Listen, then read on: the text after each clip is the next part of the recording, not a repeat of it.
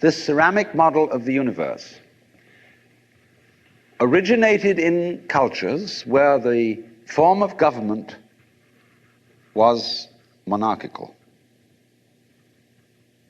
and where, therefore, the maker of the universe was conceived also at the same time in the image of the king of the universe.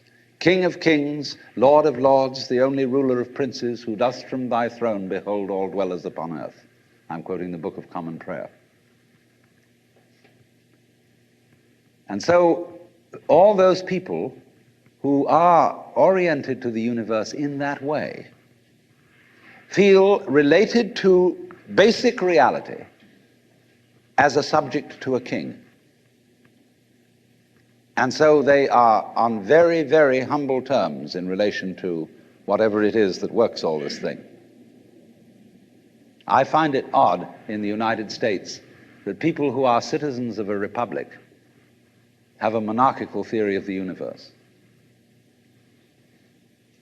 because we are carrying over from the very ancient Near Eastern cultures the notion that the Lord of the universe must be respected in a certain way.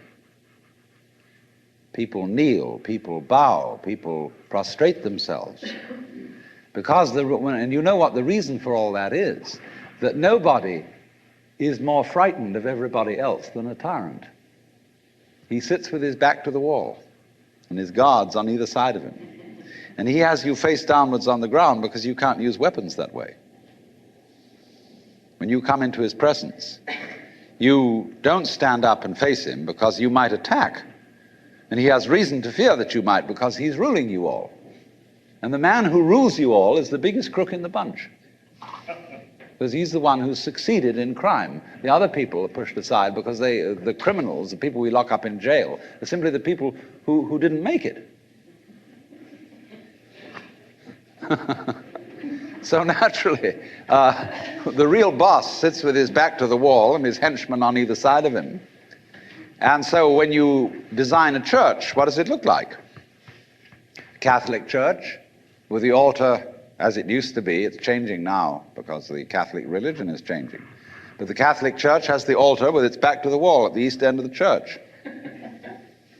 And there, the altar is the throne, and the priest is the chief vizier of the court, and he is making obeisance to the throne in front, but there is the throne of God, the altar. And all the people are facing it and kneeling down. And a great Catholic cathedral is called a basilica, from the Greek basileus, which means king. So a basilica is the house of a king. And the ritual of the Catholic Church is based on the court rituals of Byzantium. A Protestant church is a little different, but basically the same. The furniture of a Protestant church is based on a judicial courthouse. The pulpit. The judge in an American court wears a black robe. He wears exactly the same dress as a Protestant minister.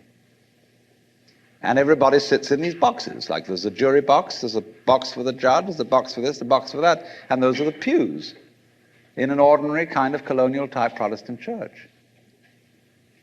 So both these kinds of churches, which have an autocratic view of the nature of the universe, decorate themselves, are architecturally constructed in accordance with political images of the universe. One is the king and the other is the judge, Your Honor. There's sense in this. When in court you have to refer to the judge as Your Honor, it stops the people engaged in litigation from losing their tempers and getting rude. There's a certain sense to that. But when you want to apply that image to the universe itself, to the very nature of life, it has limitations.